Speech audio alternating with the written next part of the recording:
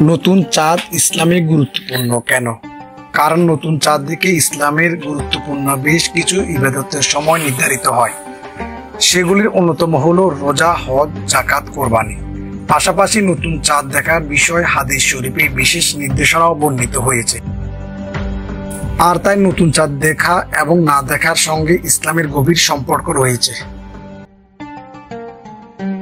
প্রসিদ্ধ সাহাবী তালহা ইবনে উবাইদুল্লাহ রাদিয়াল্লাহু আনহু থেকে বর্ণিত, রাসূলুল্লাহ সাল্লাল্লাহু আলাইহি ওয়াসাল্লাম যখন নতুন চাঁদ দেখতেন তখন এই দোয়া পড়তেন: আল্লাহ মহান, হে আল্লাহ, এই নতুন চাঁদকে আমাদের নিরাপত্তা, ঈমান, শান্তি ও ইসলামের সঙ্গে উদয় করো।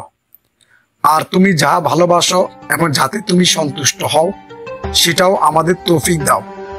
আল্লাহ তোমাদের এবং আমাদের প্রতিপালক।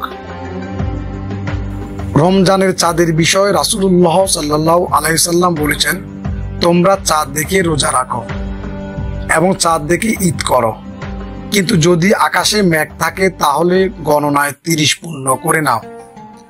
অন্য বর্ণনায় রাসূলুল্লাহ সাল্লাল্লাহু আলাইহি ওয়াসাল্লাম ইরশাদ করেন, তোমরা নতুন চাঁদ না দেখা পর্যন্ত রোজা রেখো না এবং তা নতুন চাঁদ না দেখা পর্যন্ত রোজা ছেড়ে দিও না। উক্ত হাদিস দ্বারা বোঝা যায় রমজান শুরু কিংবা ঈদ করার ব্যাপারটা চাঁদ দেখার উপর নির্ভরশীল। কোনো এলাকায় চাঁদ দেখা না গেলে তাদের জন্য রোজা রাখা নিষিদ্ধ।